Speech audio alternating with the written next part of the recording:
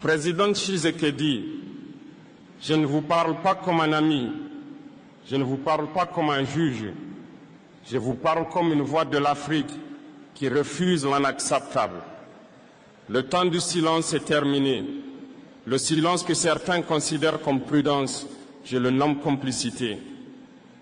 Car quand des enfants meurent, quand des villages sont attaqués, quand des familles vivent dans la terreur, tout silence devient crime moral. Monsieur le Président, vous êtes le gardien du Congo.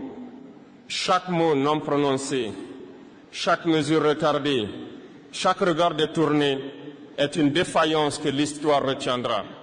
Vous ne pouvez plus parler en termes diplomatiques, vous ne pouvez plus justifier l'inaction par la complexité. Les excuses sont mortes le jour où vos citoyens ont commencé à disparaître. La preuve que le continent peut résister. Et pourtant, le silence persiste. Les dirigeants parlent pour le monde extérieur, mais le peuple meurt ici sous vos yeux. Le silence n'est plus une option. Il est devenu un choix qui tue. Président Tshisekedi, je vous pose la question simple. Combien de morts faudra-t-il avant que vous agissiez? Combien de villages doivent être détruits avant que le silence cesse? Chaque retard est enregistré. Chaque hésitation est gravée. Chaque compromis inutile est une trahison de vos promesses. Le temps du silence est terminé. Le temps de l'inaction est terminé.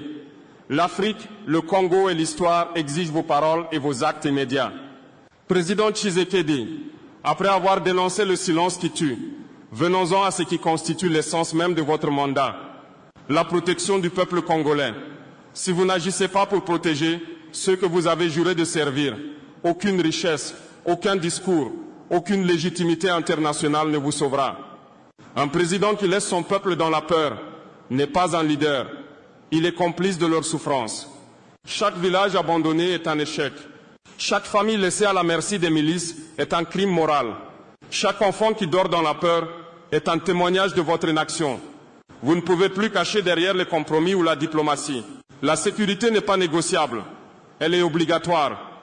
Président Tshisekedi, je vous demande, qui protège aujourd'hui les habitants de l'Est? Qui garantit que les familles de Goma ne vivent pas dans la peur permanente?